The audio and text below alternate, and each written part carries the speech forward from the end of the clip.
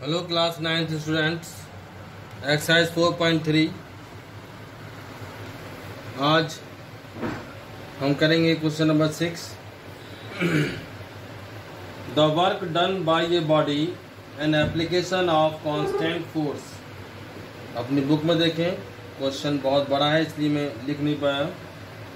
The work done by a body an application of a constant force is directly proportional to the distance traveled by the body. Express this in the form of a equation in two variables and draw the graph of the same by taking the constant force as 5 units. Read from the graph the work done when the distance traveled by the body.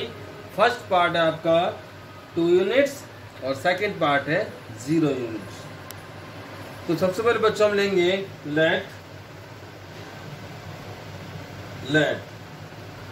y is the work done, y is the work done when, उसने हमें statement में क्या कहा है, when a force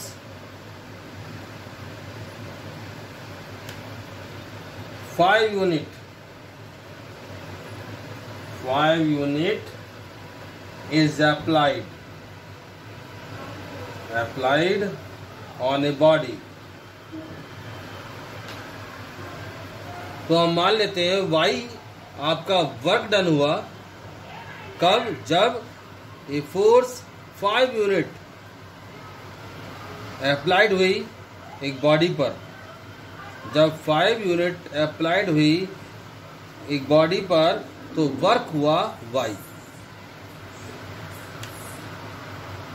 then distance, अब बात आती है डिस्टेंस की। डिस्टेंस मान लेते हैं x, क्योंकि जब हम किसी चीज पर फोर्स लगाएंगे तो वर्क कब होता है बच्चों, जब वो चीज यहां से यहां पहुंच जाए तो डिस्टेंस कवर करती है वो। तो डिस्टेंस हम x मान लेते हैं और वर्क डन y मान लेते हैं। और उसके बाद आप इसे लिख सकते हैं y equal 5x। y means जो वर्क डन हुआ 5 यूनिट का हमने फोर्स लगाई और डिस्टेंस आपका x हो गया। तो आपकी इक्वेशन बन गई y इक्वल 5x। अब आप क्या करेंगे, अब आप एक बनाएंगे टेबल, जैसे हम ग्राफ पर बनाते हैं। ये आपकी एक टेबल हो गई, ये x और ये y। अगर हम x की वैल्यू 1 रखते हैं तो 5 आएगा, क्योंकि 5 मल्टीप्लाई 1 5 हो जाएगा।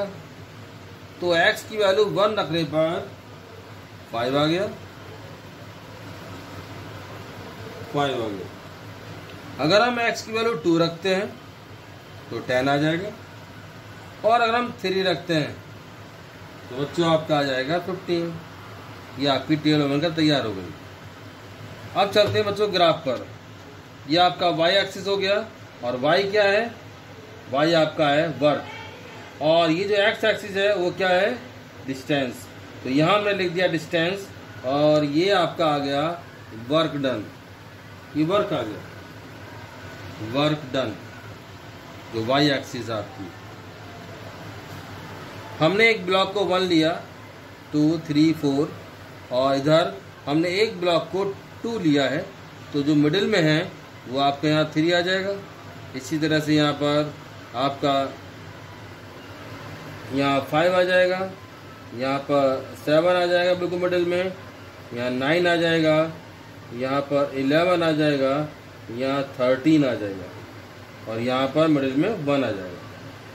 1 5 x 1 आपका ये रहा, और 5 चलेंगे हम y की तरफ को, तो यहाँ तक आ गया, ये आपका आ गया 15। 210, 2 ये रहा x की वैल्यू, और 10 चलेंगे ऊपर की तरफ को, अबाउट यहाँ आ जाएगा।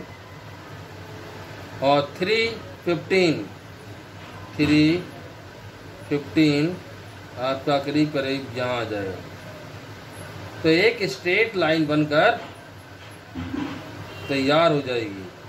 क्वेश्चन की लैंग्वेज बड़ी थी, बट ये इतना हार्ड नहीं था। ये आपकी एक स्ट्रेट लाइन बनकर तैयार, और आप उस पर लिख दीजिए y = 5x। अब बात आती है कि इसने एक फर्स्ट पार्ट दे रखा है और एक सेकंड पार्ट दे रखा है। आपका फर्स्ट पार्ट है 2 यूनिट, और जो सेकंड पार्ट आपके पास हुआ है 0 यूनिट। तो इसका हम आंसर लिखेंगे। जब डिस्टेंस 2 यूनिट था, तो वर्क कितना डन हुआ, 10 हुआ। तो आप लिख दीजिए distance 2, then work done 10 unit. हमने यहाँ भी करके दिखाया, 2 से 10 आता है आंसर। अब आइए सेकंड पर, और अगर 0 यूनिट हो तो 0 का देखिए, अगर डिस्टेंस 0 होगी तो वर्क डन भी 0 ही होगा, 0 यूनिट। ओके बच्चों, चलते हैं क्वेश्चन नंबर 7 पर। 7 में आपका बड़ा क्वेश्चन था। Look at your book. Yamini and Fatima, 2 students of class 9th of a school, together contribute 100 rupees towards the Prime Minister Relief Fund to help the earthquake victims. Write a linear equation which satisfy the data. Draw the graph for the same. अब आपको ये word problem पढ़कर आपको graph draw करना है। तो class 9th के जो बच्चे हैं, उन्होंने 100 रुपीज़ कंट्रीब्यूट किए प्राइम मिनिस्टर रिलीफ फंड के लिए। अब आपको ये सबसे पहले बनानी है लीनियर इक्वेशन और उसके बाद ग्राफ। तो यहाँ लिखेंगे हम लेट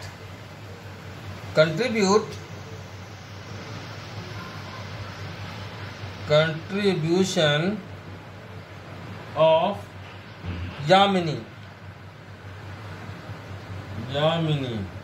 मान लेते हैं x रुपीज़ दिए उसने, और उसके बाद है फातिमा